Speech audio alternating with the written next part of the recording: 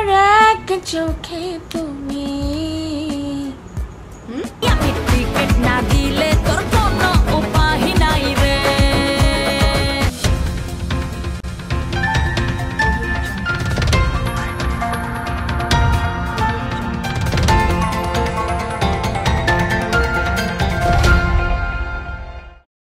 আমি তোমার প্রেমে ডুবো ডুবো।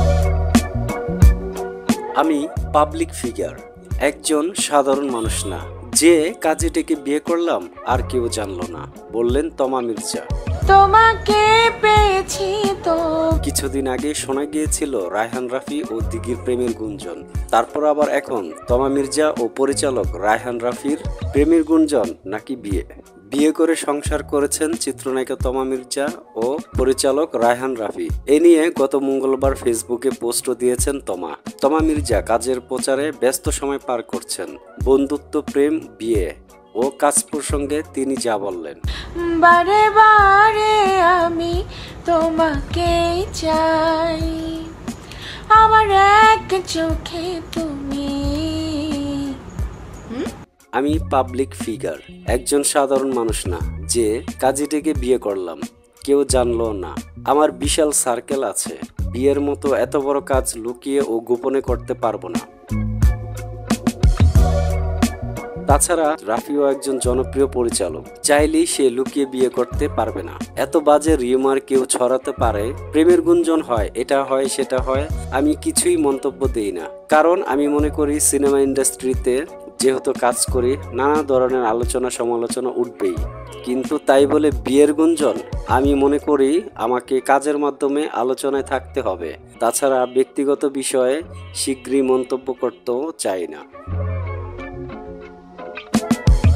রাফি হলো আমার পরিবারের একটা অংশ।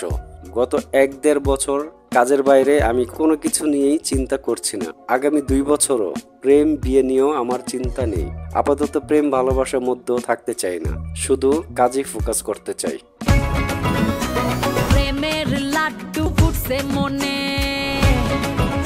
তমা মির্জা বিয়ের গুঞ্জনের বিষয়ে আরো বলেন, রাফি 6 মাস আগে বলেছে আমাদের সম্পর্কটা শুধুই বন্ধুত্ব।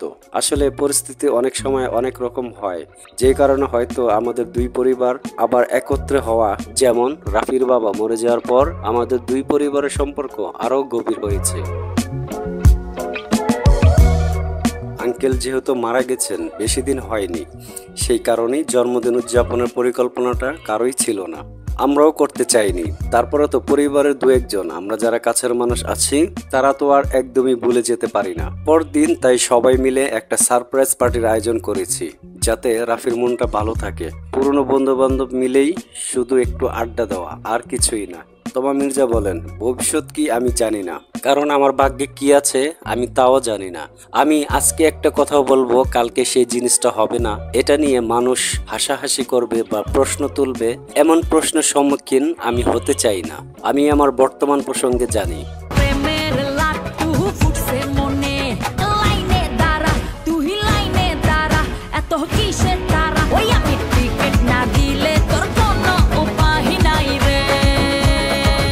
গত 1-1.5 বছরে আমি কোনো সম্পর্কেই নেই, নিশ্চিত।